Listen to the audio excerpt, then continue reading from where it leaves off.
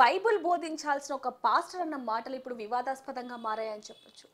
మల్లెపూలు పెట్టుకొని బజార్లో తిరుగుతున్న వాళ్ళు అంటూ కొన్ని వ్యాఖ్యలు ఎంత వైరల్ అయ్యాయి అనేది కూడా తెలుస్తుందని చెప్పొచ్చు. దీనికి సంబంధించి వాళ్ళు అసలు అంటే ఆ మాటని ఎరెక్కి తీసుకునే ప్రసక్తే లేదు, మేము ఇలానే ఉంటామంటూ కూడా తగ్గేదే లేదు, ఎవరైనా మా మీద నెగిటివ్గా వీడియోలు చేస్తే మేము కేసు పెడతామంటూ కూడా వాళ్ళు మాట్లాడడం జరుగుతుంది. మరి దీనికి సంబంధించి ఇప్పుడు మనతో పాటు పాస్టర్ అనిల్ కుమార్ గారు మనతో ఉన్నారు. మరి దీనికి సంబంధించి ఆయన ఎటువంటి సమాధానం ఇస్తారనేది ఆయన మాటలను తెలుసుకుందాం. నమస్తే అండి.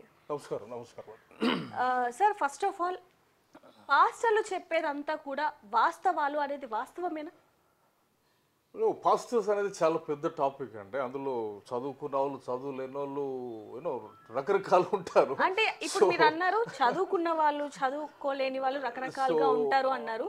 మరి అలాంటప్పుడు పాస్టర్ అనే పేరు ఎందుకు పెట్టుకున్నారు? పాస్టర్ ఈజ్ ఒక ఆఫీస్ అది. అంటే అంటే దేవుడు ఇచ్చినటువంటి పరిచర్య బేసికల్లీ.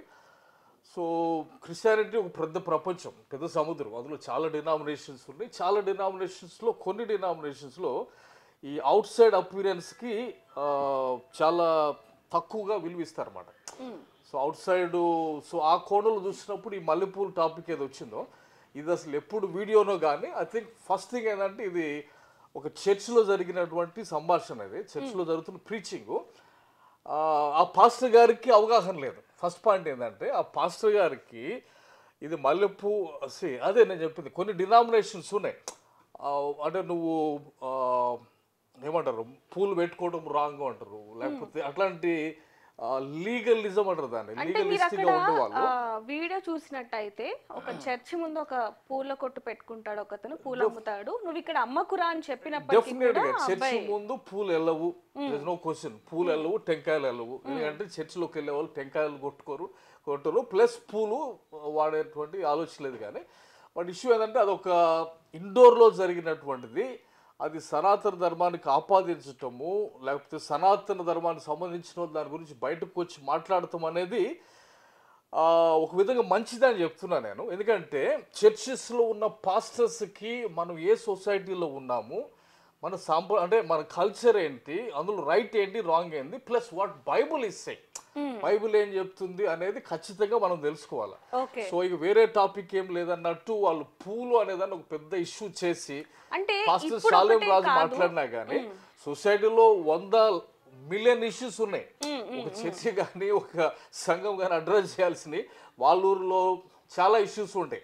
కరప్షన్ ప్రాబ్లమ్స్ ఉంటాయి, డ్రైనేజ్ ప్రాబ్లమ్స్ ఉంటాయి, లేకపోతే చాలా ఇష్యూస్ ఉంటాయి. కానీ ఇట్లాంటి ఇష్యూస్ని తీసుకొని దాని గురించి మాట్లాడటం అనేది అంత అవసరం లేదనేది నేను అంటున్నాను అనమాట. ఒకటి, సో ఇక్కడేమంటే ఒక పదాన్ని నేను ఖచ్చితంగా ఖండిస్తున్నాను. ఆ పదం ఏంటంటే యేసు ప్రభువు అంటే వేశ్యల్ని, దొంగల్ని కించపరిచినట్టుగా ఎక్కడ మాట్లాడు యేసు ప్రభు. సో చర్చి అటువంటి దృక్పథం ఎప్పుడు తెచ్చుకుందో నాకైతే అర్థం కావట్లేదు. యేసు ప్రభు వేశ్యల్ని ఏమంటారు మార్చి సొసైటీలో మంచి ఇదిగా తయారు చేశాడు. సో బజారు మనుషులు అంటాం కానీ, లేకపోతే పూలు వేసుకున్న వాళ్ళు బజారు వాళ్ళు అనేది ఒక పెద్ద తప్పనే చెప్పాలి. అంటే అది ఆ పాస్టర్ యొక్క దృక్పథం అయి ఉండొచ్చు, ఆలోచన విధానం. కానీ అట్లాంటి వాళ్ళు ఉన్నారు ఖచ్చితంగా. కానీ ఇక్కడ మనం చూడాల్సింది ఏంటంటే వాడు ఇప్పుడు బయట 80% పాపులేషన్ ఉన్నటువంటి హిందూస్గా ఉన్నటువంటి మన దేశంలో అది కల్చర్కి సంబంధించింది.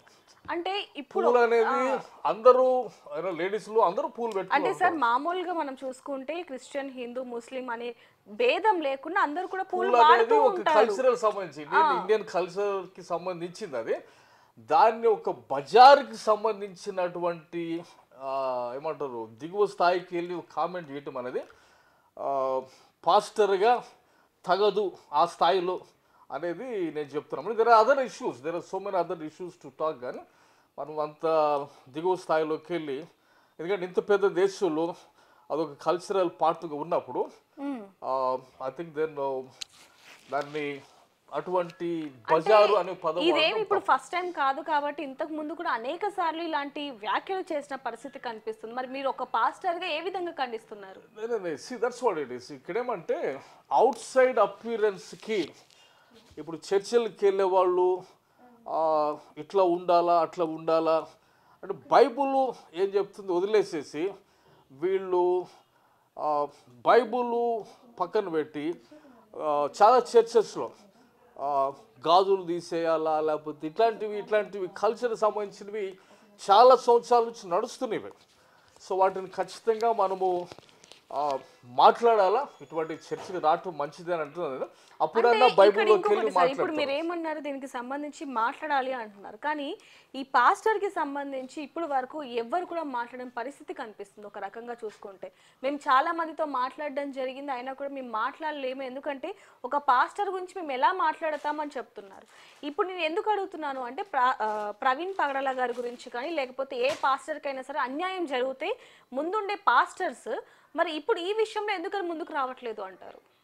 ఖచ్చితంగా మాట్లాడాలి. పాస్టరు అతీతుడు కాదు. క్రిస్టియానిటీలో అతీతమైంది ఏంటంటే క్రిస్టియానిటీలో ప్రతి క్రైస్తవుడు లోబడాల్సింది వాక్యానికి, పాస్టర్ గారికి కాదు. సో పాస్టర్ గారు తప్పు చేసినప్పుడు పాస్టర్ గారిని కూడా ఖండించాలి. It's no question at all. So అట్లాంటి టైంలో మనము ఇట్లాంటి విషయాలు మాట్లాడాల్సిందే ఖచ్చితంగా ప్రవీణ్ పగడాల విషయంలో కూడా. సో అంటే ఇప్పుడు ఆయన పేరు తీయడానికి గల కారణం కూడా అప్పుడు అందరూ కూడా ఐక్యమై మాట్లాడడం జరిగింది. మరి ఇప్పుడు మాత్రం ఎవరు కూడా మాట్లాడే పరిస్థితి కనిపిస్తుంది. మరి దీన్ని మీరు ఏ విధంగా ఖండిస్తారు ఒక పాస్టర్ గా? సో ఇక్కడ సింపుల్ అండి. ఇక్కడ ఏమంటే అంటే ఇది ఒక ఉమెన్ సంబంధించిన ఇష్యూ. ఇది ఓకే, ఒక కల్చర్కి సంబంధించిన ఇష్యూ. ఇది హిందూ మతానికి సనాతన మతానికి కూడా సంబంధించిన ఇష్యూ అవుతుంది ఇంటర్నల్లీ. బికాజ్ ఆ కల్చర్లోనే పూలు పెట్టుకోవటం ఉంది కాబట్టి ఆ కల్చరు ఆ పాపులేషనే ఇండియాలో డామినేట్ చేస్తుంది కాబట్టి సో పూలు పెట్టుకున్న వాళ్ళందరూ బజారు వాళ్ళు అనేటువంటి విధంగా హిందూ కమ్యూనిటీ దీన్ని అపార్థం చేసుకుంటుంది. సో దానికి ఖచ్చితంగా ఆయన మైండ్లో పూలు పెట్టుకుంటే అదే అంటుంది క్రైస్తవత్తులు ఉన్నటువంటి ఒక దరిద్రమైన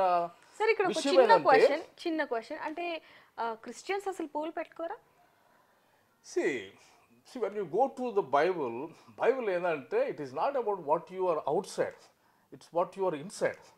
నీ ఇంటర్నల్ క్వాలిటీస్ ఏంటి, నీ ఇంటర్నల్ క్యారెక్టరిస్టిక్స్ ఏంటి, వీటికి ప్రాధాన్యత ఇస్తుంది.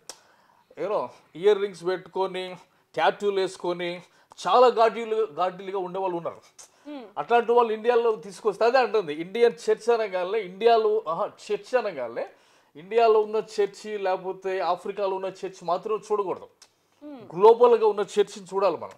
మామూలుగా క్రిస్టియన్స్ పూలు పెట్టుకుంటారా పెట్టుకోరా? Say yes or no sir. పూలు పెట్టుకునే వాళ్ళు ఉంటారు, పూలు పెట్టుకోని వాళ్ళు ఉంటారు. అది ఒక పెద్ద ఇష్యూ కాదు అక్కడ. I by flowers for my wife. ఇది కాదు, ఇది అసలు పెద్ద ఇష్యూ కాదు. I by flowers for my wife. I as a Christian I buy flowers for my wife. There is nothing wrong in that.